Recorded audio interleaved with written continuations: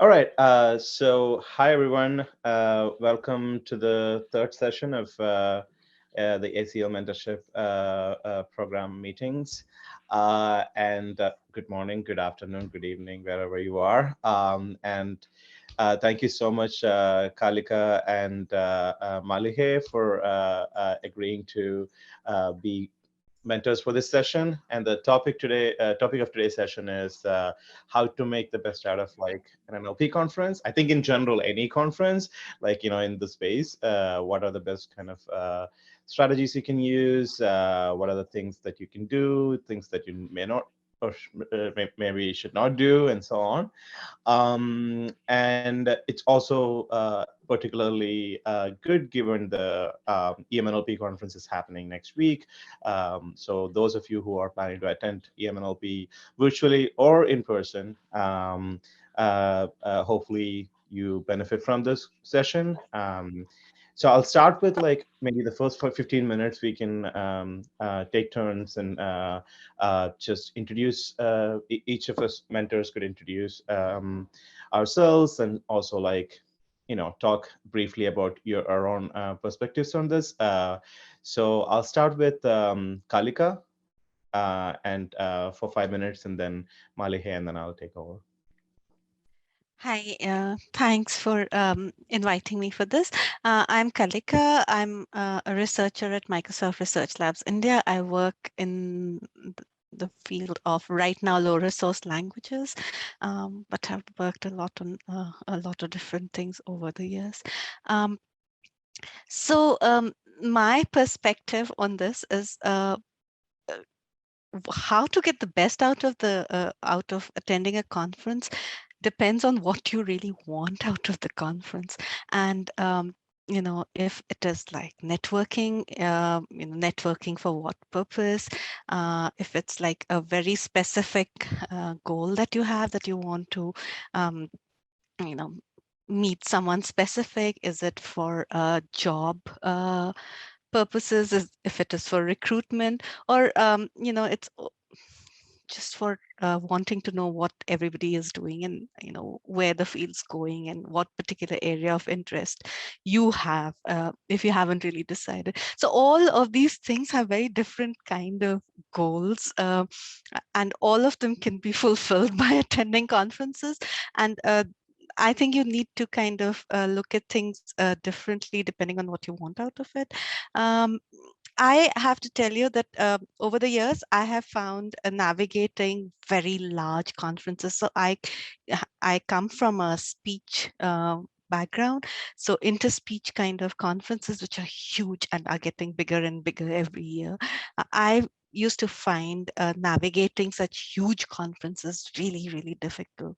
Um, the other thing that I found difficult was at the start of a career, you're this like researcher from India that nobody really knows about, nobody really cares about.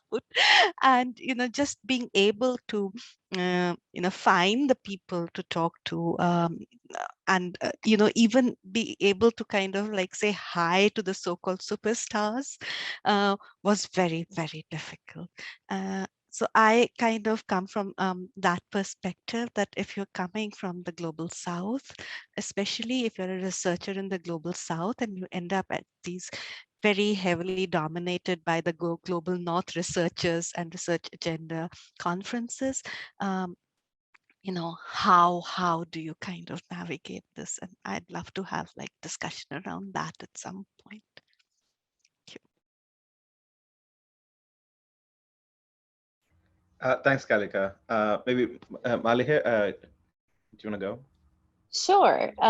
So my name is Malihe Alakhani. I am an assistant professor at the University of Pittsburgh in the Department of Computer Science. My research is in natural language processing. I care about designing interactive systems. This involves dialogue systems or multimodal systems that can talk with people, coordinate with them, and get things done. I have worked in language grounding and interactions with robots, and also different kinds of multimodal communication. For instance, what is the intent behind images and text, and how we combine diagrams and images with text, and so on.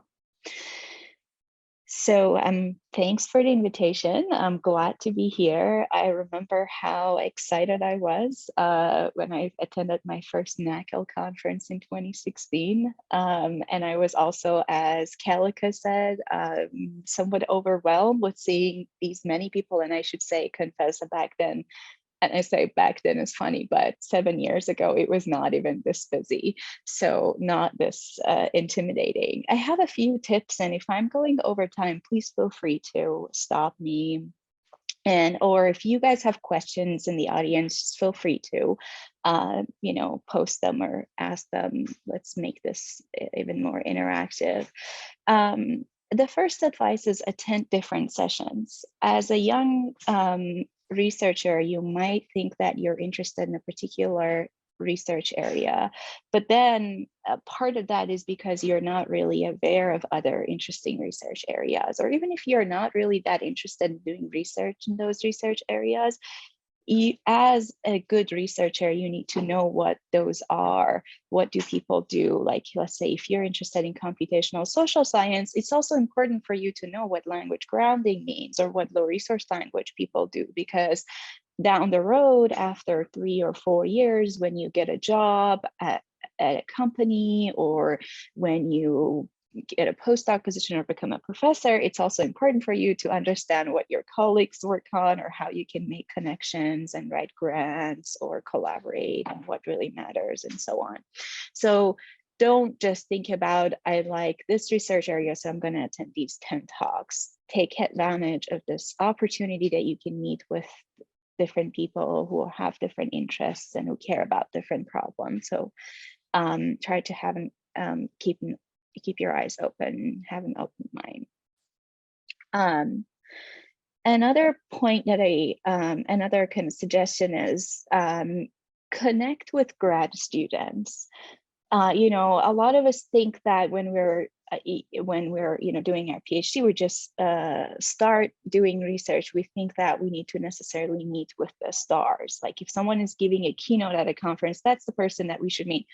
The relationships that I've built during conferences, when we really just had enough money to afford just coffee when we meet at New Orleans, now we're professors, now we invite each other to give talks, now these relationships are the ones that matter. These are the ones that can, will end up collaborating on a paper, or later on a grant, or on organizing maybe a workshop. So this is important. Try to connect with other grad students, other young researchers who are attending the conference, especially the sessions that are, very much close to your interests. It's also, you don't have to necessarily talk with a person who's giving a keynote talk, but at the same time, many professors, many mentors attend these conferences, and we like to connect with people. We like to hear about what grad students are working on. We like to tell you about their related papers. We like to give you advice. It doesn't mean that necessarily we like to advise you or you have to be our student or so on, but because we're a community. So if you're a student, you say, hey, I'm working on a problem that's kind of related or close to your research area. Can you give me feedback on this? Or my paper just got rejected. And that actually happened to me. My very first paper got rejected twice. And I got to meet with Amanda Stent and Margaret Michelle. I reached out to them during the first NACL conference, and they told me, I think you can frame your introduction this way. And, and they never advised me, but I'm forever grateful to them. So we are a community, we care about each other. Don't be shy. You can approach professors or more, final year PhD students or postdocs who are doing research in an area that's close to your research interests. Then they can give you feedback and they'd be happy to do so. So take advantage of this opportunity. I guess another point, and then I'll end this, is don't miss keynotes, don't miss out on, best paper presentations, because one thing about keynotes is that shows several years of a successful researcher's life effort, right? So they usually start from 10 years or 5 years before where they started doing that research. So you'll find a very good sense of what a research trajectory means. Where did they started, what questions they started with, and how they developed that, and how they built this very interesting research program that they could write several papers and got interesting results. And now the whole community is interested in listening to them. Pay attention to the questions that they ask, pay attention to the way that they're presenting their research. So don't just think about the research content. Don't just look at the architecture of the network or the data set that they've built, but also think about how they're presenting. Good presentation is an art, and you can learn that by attending conferences. So think about how they're putting together slides. Do they have a screenshot that has a white background on a theme of presentation that's dark? No, they don't. You won't see that. Do they have a small font on? Are they using a small font for a research result that is important? Pay attention to these details. Pay attention to how they pair, how they describe their slides. What is it that they say extra? They're just exactly reading off of their slides. What is it that they're adding? How do they invite participation? So it's not all about research, but about how people connect and communicate and how they present and ask and answer questions and so on. With that, I'll end this list of advice that I'd be happy to answer more questions. Thank you, Malhe. I see the questions are coming in through the chat, but maybe I'll just wrap up my first part of the conversation as well, and then we can go into discussion, and then we can take questions one by one and discuss them. So hi everyone. I forgot to introduce myself, I guess, earlier, so I will. Assuming that I didn't. I'm Vinod Kumar Prabhakaran. I go by Vinod. I'm a senior research scientist at Google Research.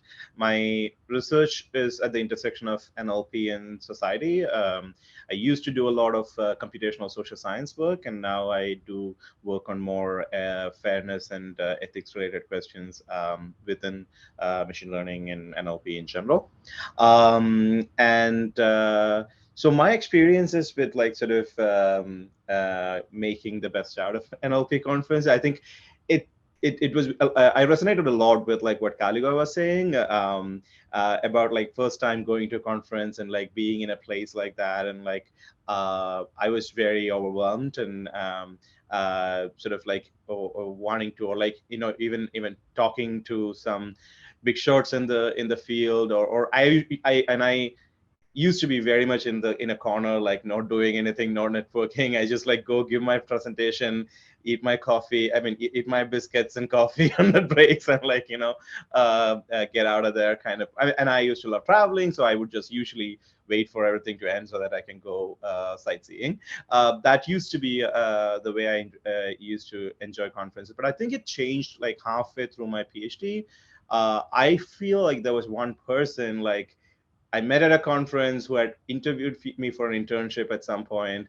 So I was talking to her, and so she just said, you're in your third year. This is the time you should network. You should go talk to people. And so I think that triggered me to sort of just talk to a few people at that conference. That resulted in basically walking up to, I mustered some courage during the one of the welcome receptions, and there was wine involved, but maybe that's why I got some courage. But I walked up to some really senior researchers and explained my project, and got invited to give a talk at the university by the end of it. Well, rather very verbal invitation at that time, but a real invitation later.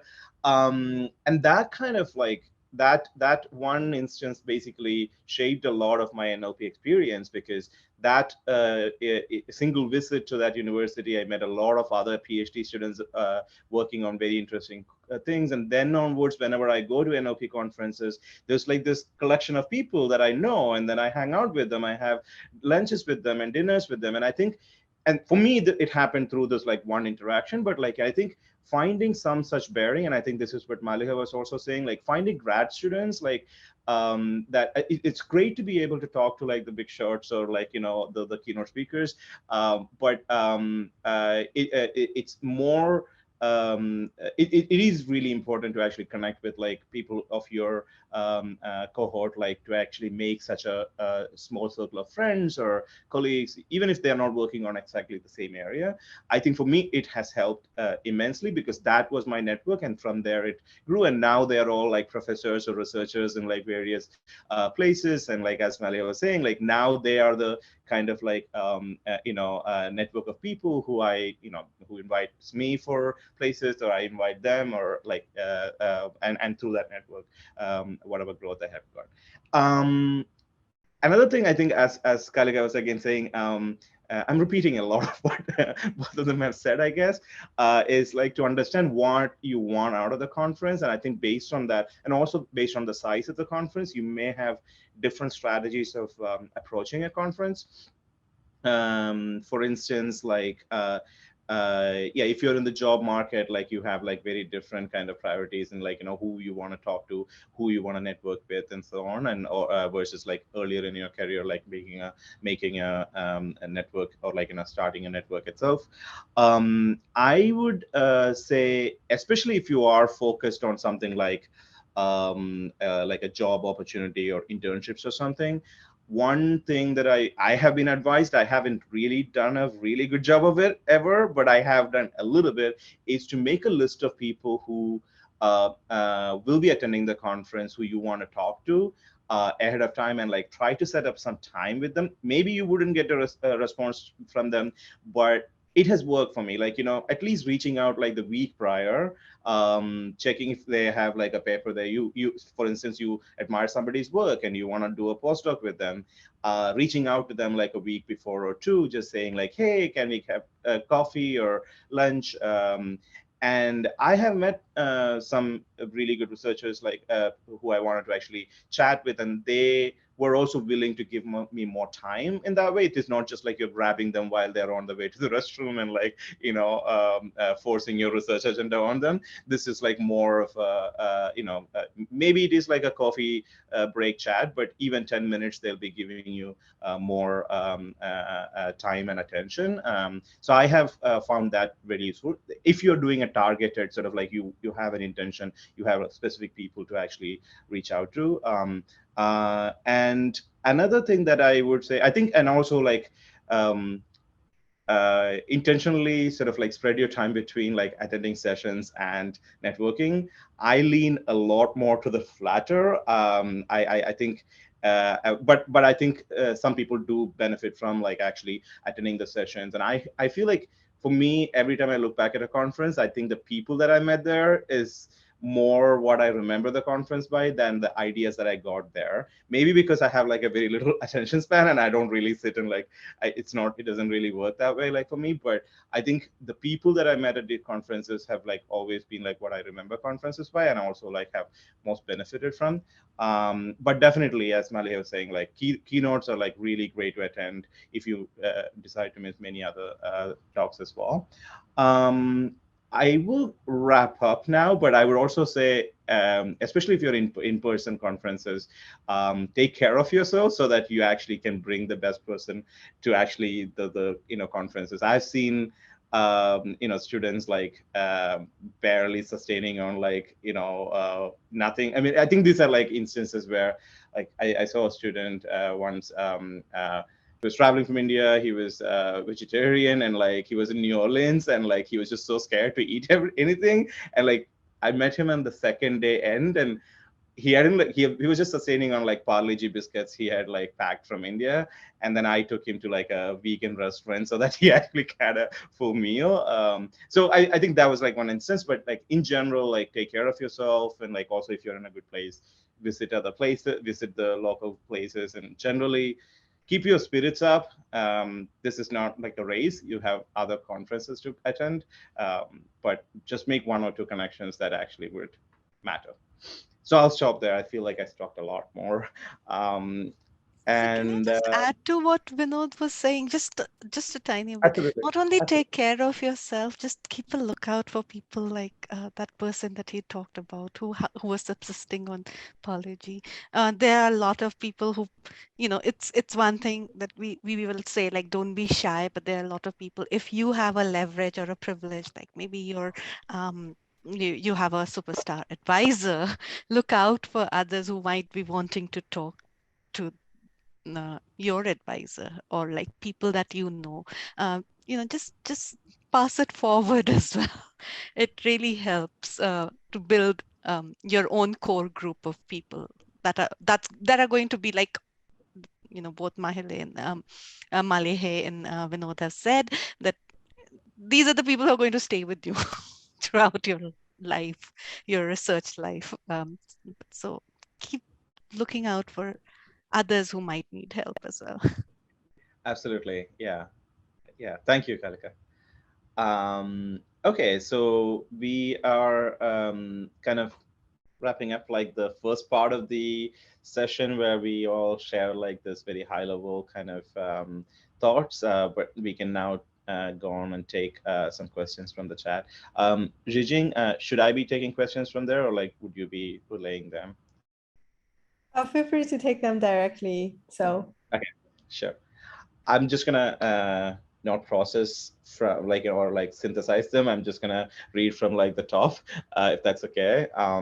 So I mean, Rijing had like some questions around. Sorry, scrolling down. What are some good strategies for undergrad, masters, PhD students to explore internship opportunities at conferences? That's like a very common scenario that would happen. And this is an associated question. Another question is, if a PhD student wants to seek faculty positions, what are the best strategies for reaching out? Maybe both top-ranked universities and many other choices. So any of you want to take a first crack at it? Malihe? Sure. I think it's a great opportunity. I've seen many students finding internships, and I think you and Kalika are know better than me how the intern hiring process works. But many of students who I know got their first internship position like this because there are kind of career fair type where you can just walk and they will give you mugs and t-shirts at the same time. There are forms that you can apply. I would recommend having your CV ready when you're going to talk with these people. Know what your interests are, what are your expectations, ask about the goals of the company. So for instance, even if it's companies that like Google or Microsoft, they have very diverse team with different goals. So it's not just about doing an internship at Microsoft or Google, but really trying to find the best match. There are always other startup companies or smaller companies that are great.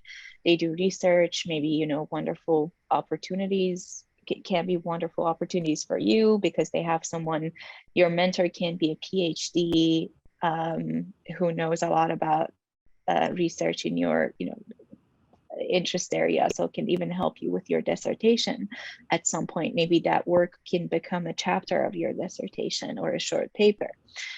So make sure that it's a good match, have your resume ready, and don't be shy. Just ask people about the opportunities, talk with them, and so on. And then I'll say a little bit about the academic position. I think with academia, if it's postdoc, it's good. I mean, that's the way that you should do it. Just approach the professor that you like to do postdoc with, and it's great if it's in the context of a conference, because perhaps you're presenting a paper. Maybe you can invite them to attend your talk, or maybe they are presenting or their students are presenting, so you can attend and make connections and say, I'm interested in these research areas. Are you interested in hiring a postdoc? Research projects are typically funded through agencies, grant agencies. So if you see similar papers that you like them, there's a potential that there's also room for a postdoc on that grant, on that funding. So they might be able to, hire you or discuss with you if that exists. About faculty job, I think faculty positions, for finding faculty positions, it's good to meet with people, but the process is different. A committee decides on who they would like to hire. The application deadlines are, in November, usually like November. Some of us even start reviewing applications in October. So October, November, December, we review applications, and then we invite candidates for on-site interviews in the spring. So it's a long process. It might take 7 months, 8 months, the interview, from when you apply. But it's good to meet with people and bring your application to their attention. So you can say, I've applied, I'm very much interested. And if they are interested, that you can also, again, invite them to see your talk and so on. But I guess they can't do much. A lot of it depends on the committee and the department. Yeah. Kalika? Yes, thank you. So for companies, I do recommend you go to the stalls, because at least like the basic information is all there. There will be recruiters at the stall, sometimes researchers and other other engineering division people are also manning the stalls, so that like if people come and they want to meet them and talk to them, they are available to talk about their areas and products and uh, divisions and departments. But it also is a very good idea to go seek out the researchers that you want to work with, or whose areas like you're interested in, because while you have all the information about where the portal might be, what format you need to submit in, how many letters of recommendation do you need for an internship, etc., at the stalls. I have found that I have uh, actually recruited a whole lot of interns just by talking to some people who had interesting things to say, who had an interesting view on how things could be done at the conference on the sidelines, just talking with young people. And then they just saying that they're interested in internship, and that has worked a lot for me personally to recruit, and my colleagues that I know to recruit interns. Yeah, I'll add. I don't really have a lot more to add, like to the excellent points like Malaya and Kalika shared. But yeah, I also reiterate that, like, I think going to stalls are great, but I think for a more like useful interaction, I think if you can do some homework, especially if you're just looking for some internship for the summer, you just like want to like randomly kind of like get some internship, like that's a different story. Like, you just like go to the stalls and apply everywhere. But if you have like some specific research agenda that you want to like find a research project for the summer that aligns with your research and all that, like I think doing some homework to find the researchers who might be at this conference, you can just look for whether they're on the paper or not, or just like reach out to them. I think either setting up the time earlier, sometimes it may not work out, but even if you see them in the whole, like approaching and like saying very briefly that you're talking about like or thinking about an internship, and like having a brief summary of your research might also be like super. I think it depends on like which stage you're in your PhD or in your studies. That could be really helpful too in that kind of situations. Having that prepared, rather than going blank when you actually talk to like this person who you really want to talk to. All right, so I'll move on to the next question because we have like a lot of questions coming in, so I don't want to stay here. So one question from Ian Magnuson. I'm curious, has anyone been in person to a hybrid conference yet? Yeah. Any tips about how advice for this is different, or just impressions of what to expect? Malihe or Kalika, experience with virtual? I have not been to a hybrid conference, unfortunately. But I would say, I mean, so we're all learning, and I'm sorry that your first conference experience is not going to be the busy one in person in New Orleans, but don't get discouraged. A lot of us are getting used to this. So I would say, I guess I want to reiterate again what Vinod and Kalika said in terms of, in a sense, not being shy. So we're all experimenting. So if you want to meet with someone, still feel free to, send them an email and underline or message, in the Gather Town if you see them online, or if they're in person, that would be a lot better. So I hope that you don't see this as a hassle, but still know that we are all understanding. And if you still want to reach out and speak with people, we will accommodate if we are there or, online.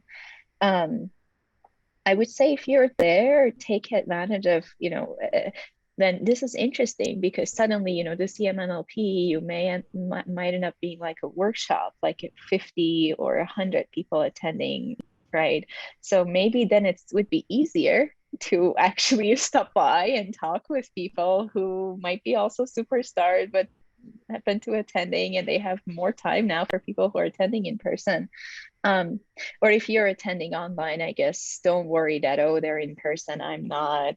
Now we're all getting used to these things. So and please don't let this COVID situation stop you or slow you down from making connections and meeting people. And also, organizers are always open to suggestions. As I said, again, we're all learning. So if you have suggestions, if there are things that would make this easier for you, feel free to reach out to the organizers.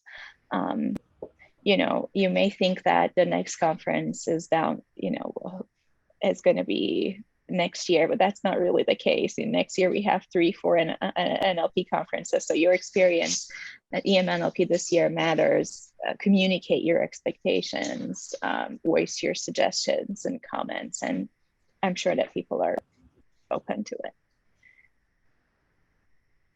Yeah, I haven't attended any hybrid conferences yet. But ACL 2020 was my first all virtual conference. I was exhausted by the end of it. But the thing that I did realize was that actually virtual conferences, and I'm going out on a limb here because a lot of people don't agree with this. Everyone's very eager to meet in person, including me. The virtual conferences are much more democratic. A lot of people from the regions that I come from cannot travel to New Orleans. It's even when there's no COVID, the overheads, the cost of the whole thing is enormous, right? So only a certain very privileged students and even faculty can attend. So whereas online is far, far more democratic, everyone can attend. The other thing that I found throughout my experiences of virtual conferences is this whole thing of like the superstars are much more available virtually. So if you ask, I don't know, take a name. I will take a name, Alan Black, because I know he's sweet and he would, even in person, meet every single person who wants to meet him. So I'm just like taking that as an example so as not to, and he will never get offended, so not to offend anyone. But if you kind of type out, hi, Alan, I have a question for you, etc., and it appears in front of everyone, he will definitely address it, right? Whereas like in an in-person large conference, you're kind of going, excuse me, Professor so-and-so, please, like, can I, and then, in the whole rush and there's always like this big group around people. And if you're not the kind who can penetrate the group and reach the professor that you want to speak to, you can just spend the entire conference trying and it doesn't happen. So I actually think the virtual thing works. It's much more leveling in certain things. Of course, it misses the in-person interactions and actually knowing people, which is kind of hard. I wish we could have both. Yeah, I think going forward, I hope that the hybrid nature of the conferences will continue to exist, as in like people who cannot be there in person would continue to actually be able to like attend the conference. Back in the day before the pandemic, it was just like you can maybe do a remote presentation if you just like do all the kind of they have to make an exception for the visa like not getting approved or something. It was like such a big deal because like everybody just assumed like in-person attendance is like the only way to experience a conference, whereas like now there is infrastructure that has been built to actually make a remote attendance possible, so people would still be able to, hopefully will continue to be able to like attend conferences even if they can travel. So it's very much more equitable in that sense. I was one of the organizers of the first all virtual the ACL conference last year. I was in the DNI diversity and inclusion one of the co-chairs. So we were, I think one of the things I remember, I was like, this is an opportunity to actually open the doors to like a lot of students who otherwise would not be able to, like, because prior years we would have like travel grants and like you'll have some money, you maybe manage to like get 3 grants out, like, or maybe 10, I don't know what, like a handful. Whereas here we were last year we were able to like give out like 100 or so travel grants, virtual attendance grants, which was like much less money.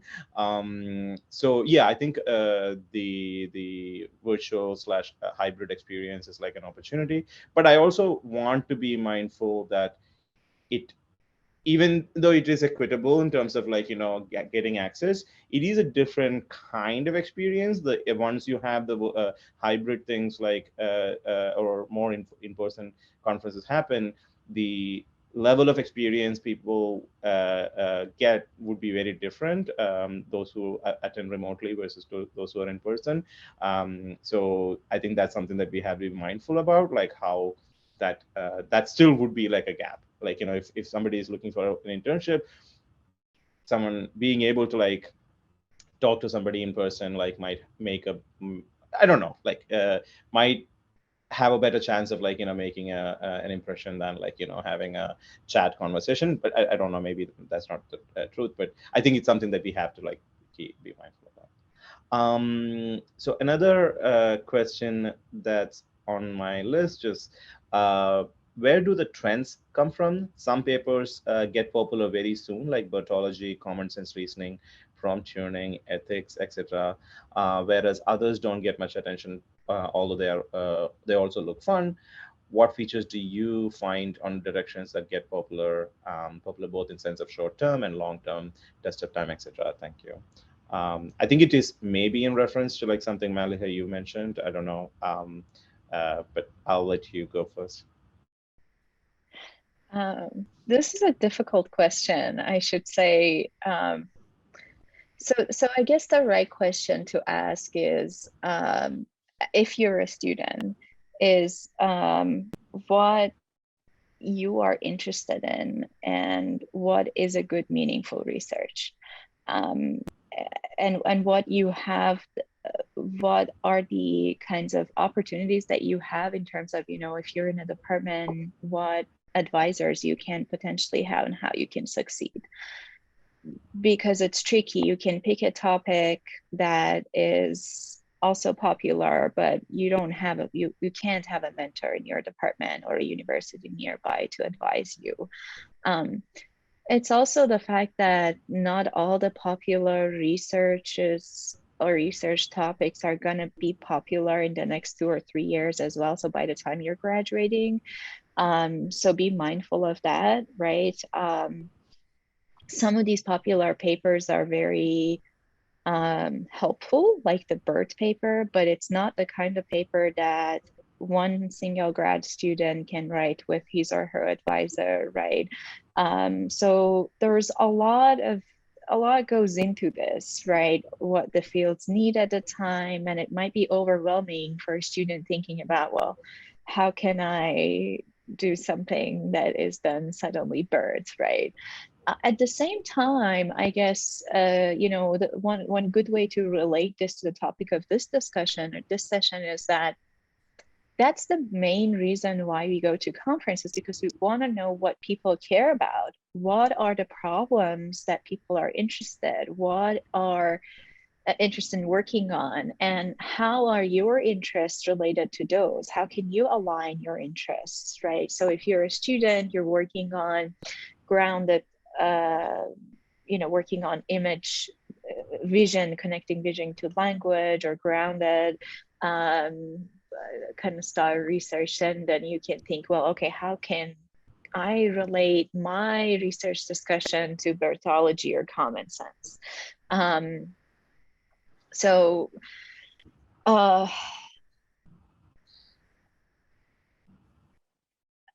say doing research is in a sense communicating with a community. That's why we have the related work section. That's why we try to mention how we are building this on what works we're building it. And so think about research not as an isolated project that can suddenly be liked or praised or not, but rather all of this is part of a discussion, a scientific discussion in a community.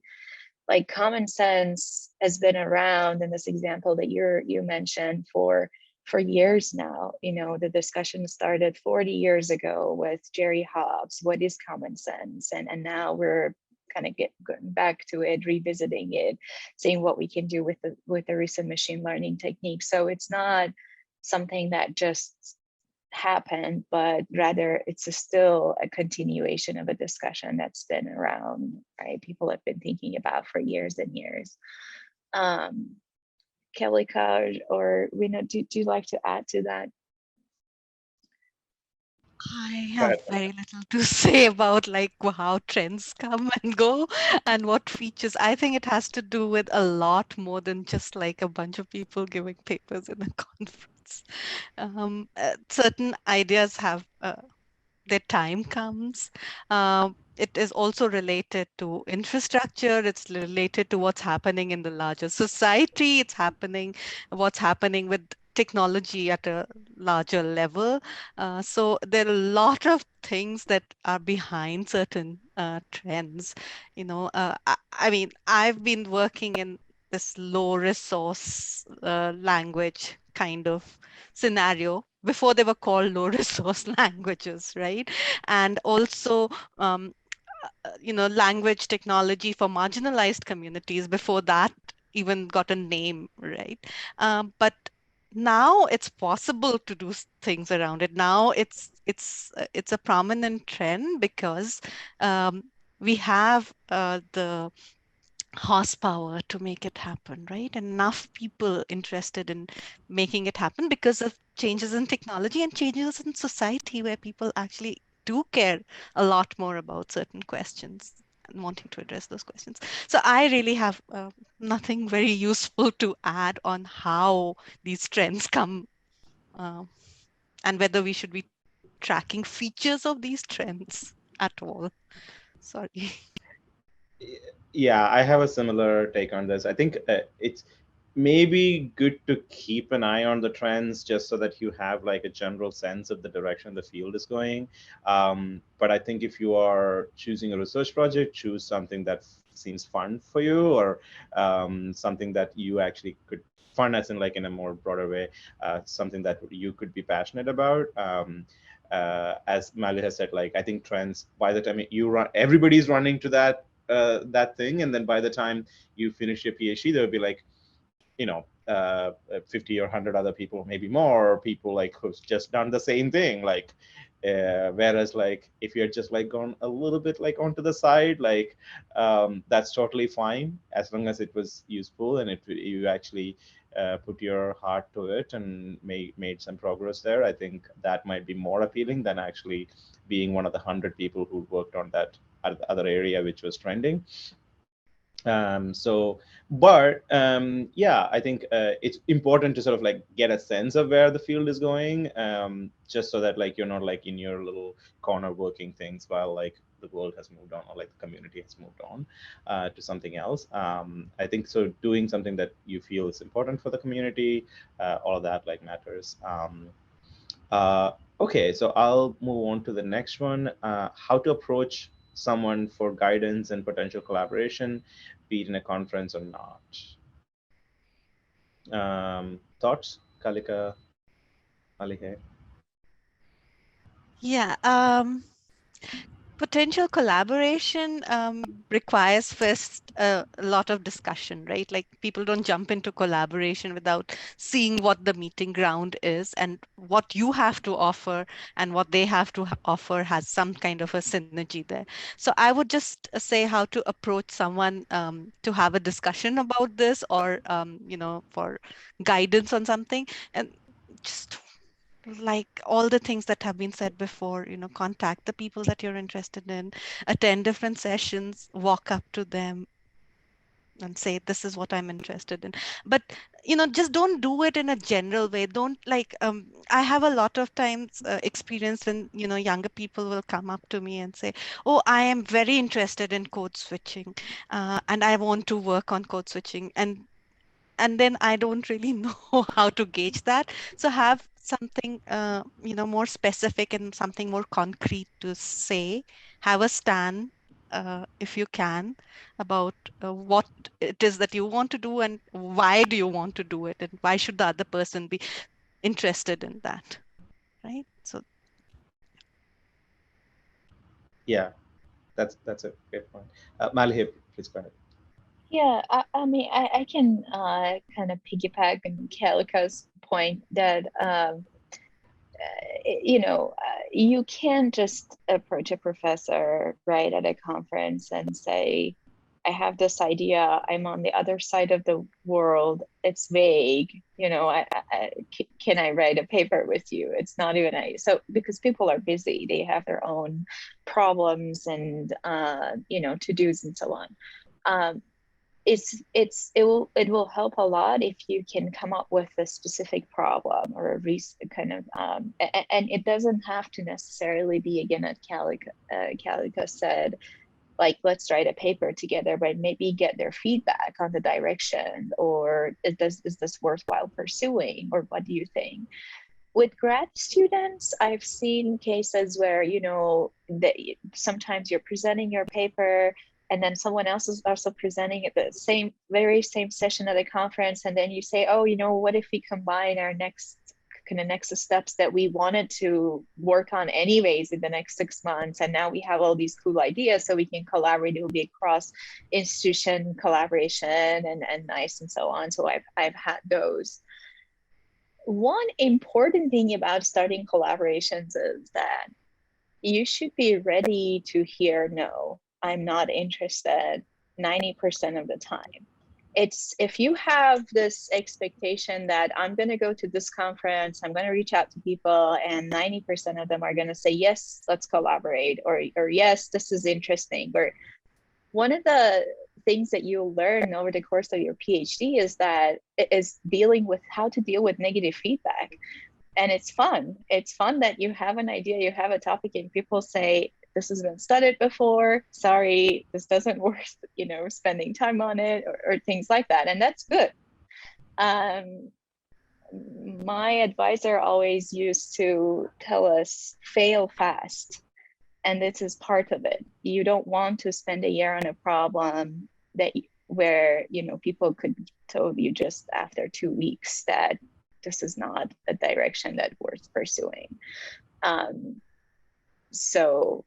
And that's good. And you'll get more experience. Like as you kind of meet people, interact with them, you discuss problems, you hear how other people discuss problems, you'll find a sense of who you can collaborate with, when, and how you can approach them. But if this is just the beginning, you're starting, it's okay if you have things you would like to discuss to approach people, but also be prepared to hear no, to get negative feedback. That's okay.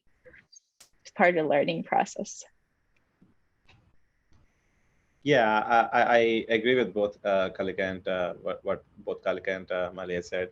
But I think also, I mean, when professors or researchers are in these conferences, I mean, they're not necessarily looking to start like a new collaboration there, right? Like, so I think that as Malia was saying, it's important to sort of like, maybe, I mean, maybe what you should shoot for is like sort of like planting the seed rather than sort of like giving the whole proposal, or like, I mean, you can if you just explain all your ideas like there, like they may not be like in a receptive more like it's different if you're actually very serious about like a particular collaboration with a particular person, reaching out earlier and like setting some time, like 15 minutes or something at a coffee break, and like having that idea that be shared and then get feedback.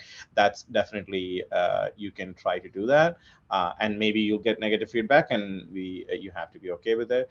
But otherwise, like I think one thing that I've noticed like that has worked for me is like sort of like saying something very or someone saying something very kind of like intriguing, or like something that gets me thinking for later follow-up. Like I've never sort of like, oh, I take that back, because I have had like 1.5 hour conversations at like a coffee break, like that I just like completely lost track of like time and like, you know, the next session and all that. And like, but that didn't really end up in a collaboration. But we did explore that collaboration, but because of like that person's like new job or something, like there were restrictions on collaborating externally. And so it didn't work out, but like it would have been a collaboration if that actually worked out. So yeah, when something sparked and like, you know, if the conversation is happening, great, but like don't expect to have like a long conversation and like setting like a project meeting like for the next week. But try to find the way to frame your project or your idea in that creates a spark that sets apart your idea. Just as Kalika was saying, I'm so interested in code switching. Kalika is like, I know 100 people who are interested in code switching, right? Like, you know, if Kalika, if this is a professor who works in that area, of course they have access to like so many people who are interested in it, and it's okay to just be interested in it, and like, you know, but we cannot expect like much more to happen in that small conversation. I have one more question, like, and we are approaching time, so I'll just like switch to the last question. Anyone else in the audience, please feel free to add more questions if you are kind of thinking of adding more. What are your thoughts on research side projects? Do you think a bachelor's, MS, PhD student should try to pursue projects on their own in interdisciplinary fields if they have the confidence to? Is it something you'd recommend, especially considering the academic load is high? Not super sure. I mean, this is not in the context of a conference, I assume. Like, I think it's in the general kind of advice that is being asked. And if someone has a confidence to, should they go do the thing that they want to do, especially in interdisciplinary fields, to make it even more difficult. So I'll let Kalika, why don't you go first? I mean, sure, if you're interested in it, you should definitely do it. Like, I don't think there is like a you know, straight yes or no answer to this question. You are the best person to kind of judge your load, academic load, and your interest in doing a side project. I don't know how much time you have. When I was a master's and a PhD student, I had no time to do any side project. But you know, so it really does depend on your own personal situation and your own load and interest and balancing those. Sorry, that's not very useful. Malih, you might have something more useful to add. No, this is a difficult question. I think like in general, I always like to have one, or when I was a PhD student, 2 to 3 projects. So because you know, it can get boring sometimes just coding for one or just reading papers, and so it's good to have this opportunity to switch projects, and then you'll find ideas and then come back. But that only, I think, is the right thing to do when you're making progress. You make sure that you're making progress on the main project, because research can be frustrating. You may spend 6 months not getting results on a project, and then if you have other side projects, those may just distract you, so you're not making enough progress on what you should be doing. If that's the case, that's not good. But if you're sure that you're spending enough time on the projects that you have to spend time on because you have to graduate, or it's your main dissertation topic, then why not? It's always good to have other fun projects, other collaborations, if you can handle it.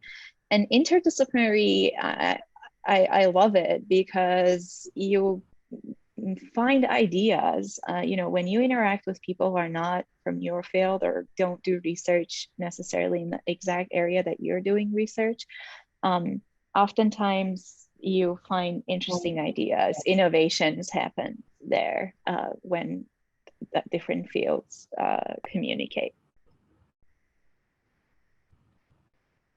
Yeah, I agree with everything that's been said. Definitely pursue if you feel like you have a great idea to pursue. And like, I mean, one of the parts of the question is like,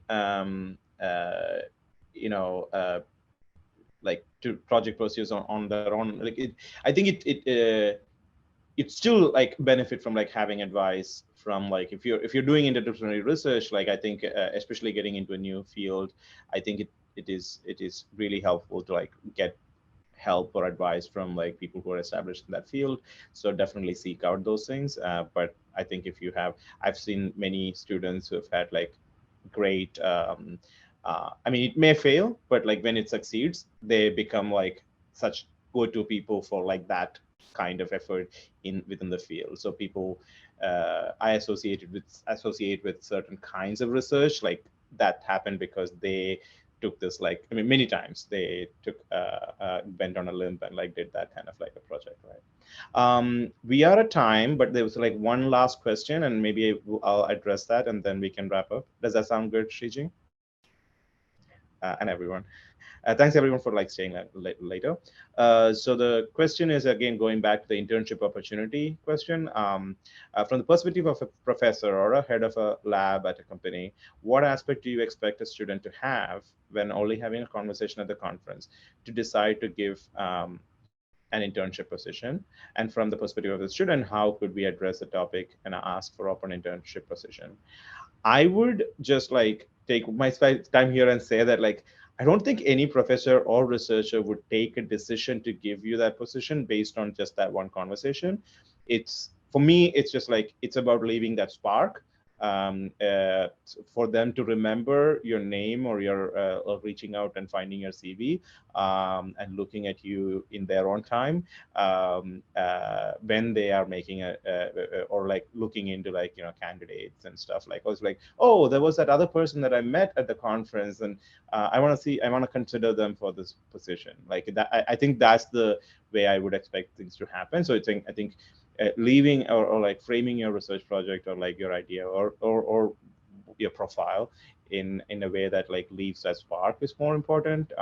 Again, I think I've used this word spark so many times. I feel like I'm not like giving any concrete suggestions to what that is, because it depends on like your project and your research topic.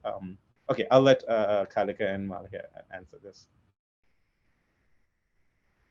I completely agree with what Vinod said. I don't think anyone will take a decision there and then to hire you as an intern.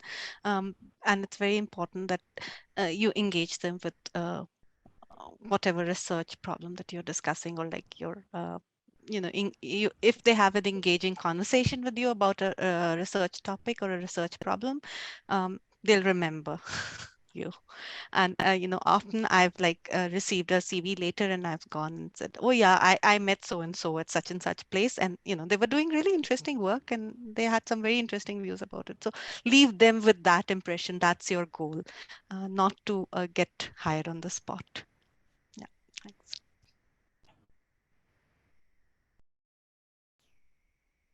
Maliha? I mean, I don't have industry experience. I haven't hired interns, so I'll just yeah, I'll leave this one.